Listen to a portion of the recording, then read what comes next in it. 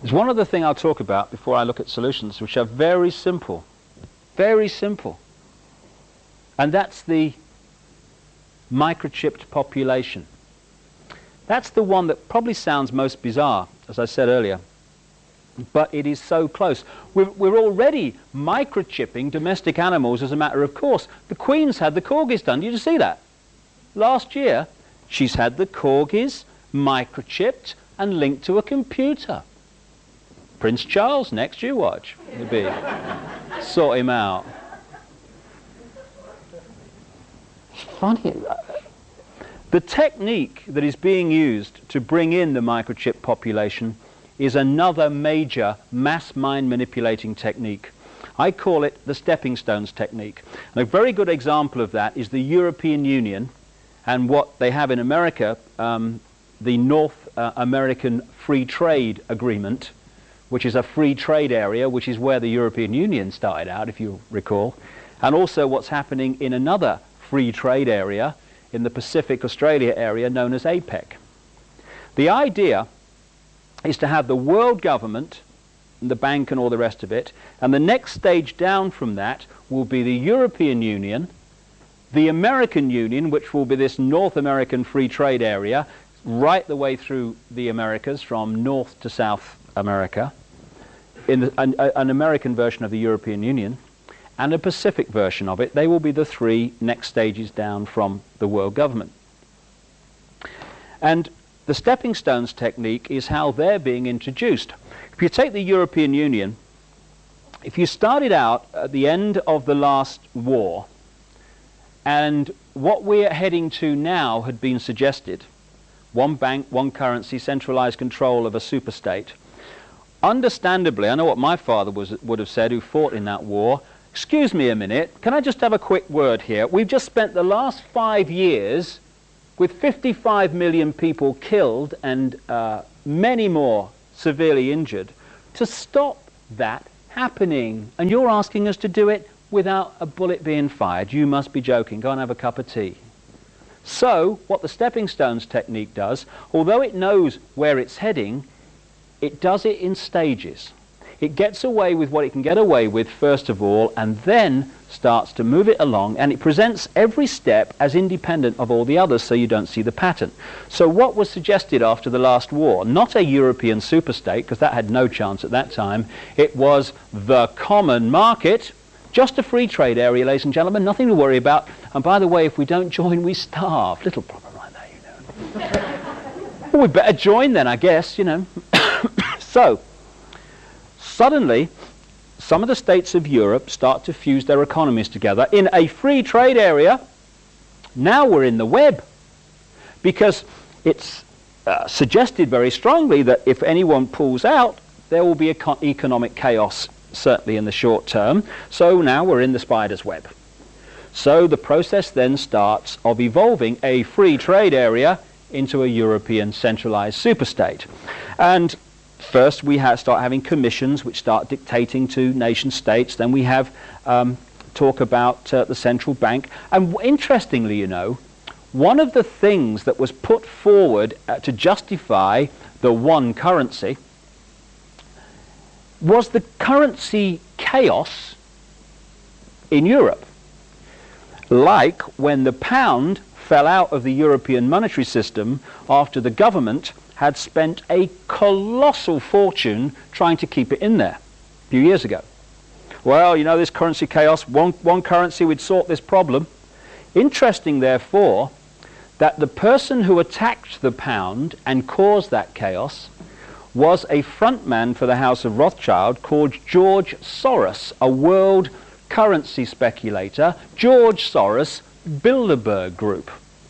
The Chancellor at the time, who spent all that money and eventually pulled the pound out of the monetary system of Europe, was Norman Lamont, Bilderberg Group. Now, when I was talking in Sweden just a few weeks ago, I was talking about this, and some member of the audience in Sweden came up and said, I couldn't believe it when you mentioned that guy George Soros. He said, what happened in Sweden, he said, was before we went into the European community, all the opinion polls were very strongly against going in.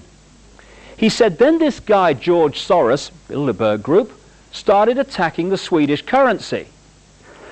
The Swedish government tried to defend the currency under the prime ministership of Carl Bildt, Bilderberg Group, and eventually chaos ensued.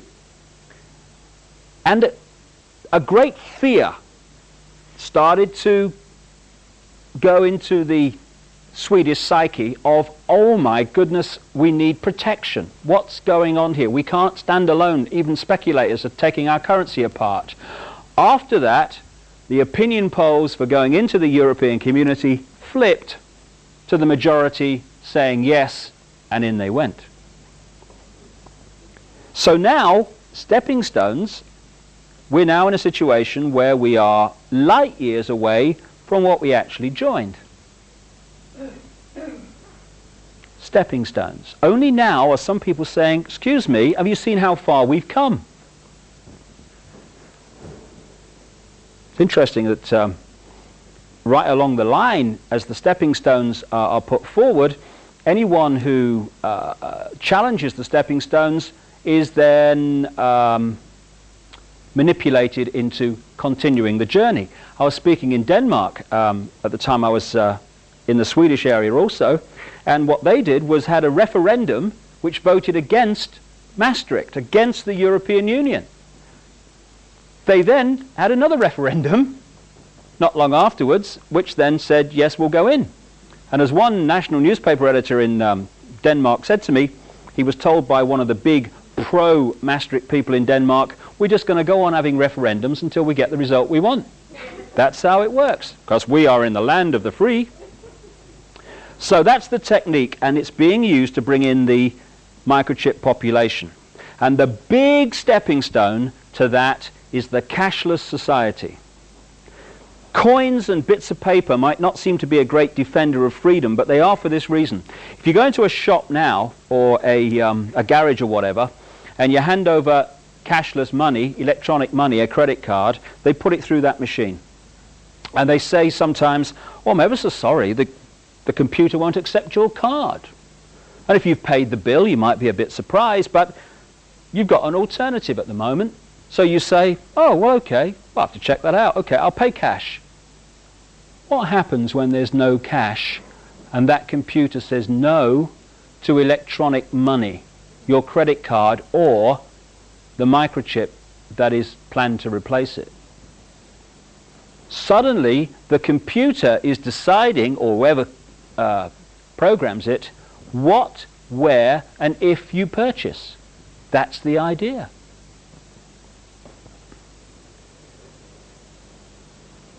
And if there's one thing in all this that is most important to reject, in my humble opinion, it is microchipping of people, because the implications are enormous. Some electronics people who've seen this sort of thing emerging have started to speak out. I've been reading some stuff by a guy in America called Carl Sanders, an electronics wizard.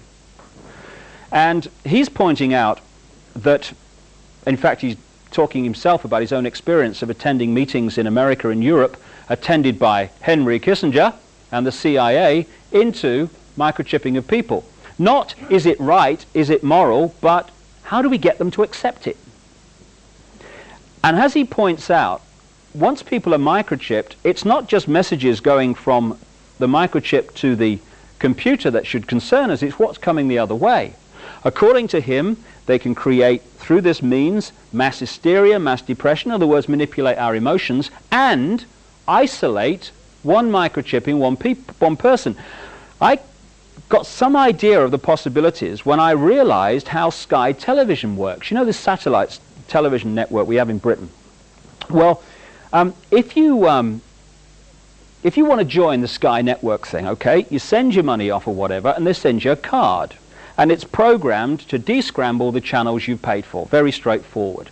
But if you want more channels than you've paid for once you've got the card, you would think, well, I did anyway, that you would send them more money and they'd send you another card programmed to descramble the channels you want added to it. No, no. What you do is you pick up the phone and you ring their number. It's in Scotland, I think. And they say, okay, what channel do you... Oh, I'll have that second movie channel, mate. Thank you very much, yeah. And they say, okay, put your television on the channel that you want, or fuzz, scrambled. So while you're still on the phone, they say, okay, just tell me what's happening to your screen. Only the channel appearing before your eyes, that's all. So I thought, how do they do that? I heard about it, gave them a ring. How do you do that? What they do is they send out a signal from this central, what do you call it, technology, I guess, and it goes to every decoder linked to the Sky system, but only your card with your number on it picks it up, it reprograms the card to take the new channel, and it comes up before your eyes. When you think there are two types of science in the world, there's the one that is taught in the universities and appears on the television, and there's another one that is light years ahead, secret science. What they can actually do compared with what we see they can do with things like the Sky television example are vastly, vastly advanced. I wrote a book called The Robot's Rebellion, and I talked about this microchip population idea. And I've even been surprised by the speed of it. I turned on the BBC a few months ago, I don't know whether you saw this, it was funny. Tomorrow's World, you know the science program on the BBC? They had this item on microchipped people, see. What they said was, there's this problem with health records. I thought something must be done then, I suppose. The problem, apparently, was that they don't keep health records for long enough. So they're suggesting microchipping people with their health records to overcome this problem. Now, I never went to university, but I can actually see a solution to the problem of not keeping health records for long enough. Keep them longer. There you go. Let's all go and have a cup of tea. That's that sorted out. No, that's too simple. We've got to microchip people. The other thing they said was that doctors would like to have access to medical records if people have an accident. So microchip them. So, takes things on. I don't know about you, but when I was a kid, my mother was always saying to me, you have clean underpants on now, Dave, you might have an accident. You ever get some of that? Yeah. My mother's worst nightmare was not me having an accident so much as me having an accident with dirty underpants on. That was her worst nightmare. But all these years later, we've moved into the modern world. Now it's, you make sure you're microchipped, Dave, you might have an accident. Anyway, in this item, and I checked the date, it wasn't April Fool's Day or anything like that, they had this woman who had had an operation and had been microchipped with her medical records. Oh, it's ever so convenient, she said. I'm eating the cushion in the front room by now, you know. And then what happens, you know, in the supermarkets, they got that thing they put across the barcode. Doctor walks into shop with one of them, rubs it up her front. Up on the screen comes this woman's medical records. I thought, I'm going to wake up in a minute here, you know. But at the end of the item came the key little clip, not very long, by the managing director of the company that's produced the technology, the microchip. This is just the start, he says. We can put on this chip medical records, financial records, passport details, social security details, prison record, the flipping lot. Exactly, that is the idea. And it's been moving along, unmolested, for a very long time, because its great power is secrecy, and when you think that so much of the mainstream media is controlled by the very force that wishes to bring it about, it's not surprising that so little of it has come out. But I feel we're now in a time of enormous change, a great jump in human evolution, and therefore an energy of change is bringing this stuff to the surface, and its secrecy, its great power is being unveiled. And certainly don't want to be seen to be condemning the people I have talked about.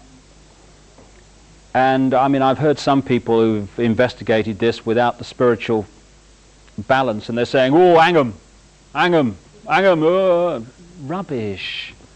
The people involved in this manipulation are, yes, exhibiting their state of being at this time in their eternal journey. They are exhibiting their attitude to life and the state of their mind, okay. But they're also making a massive statement about us, which we would do very, very well to acknowledge and think about.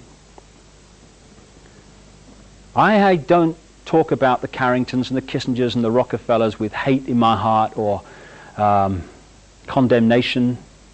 I just think we ought to know what's going on so we can stop it going on. Because what I've just described is actually a massive statement about us, because it can only happen because of us and the fact that we have conceded our right to our own power and our own control of our own lives.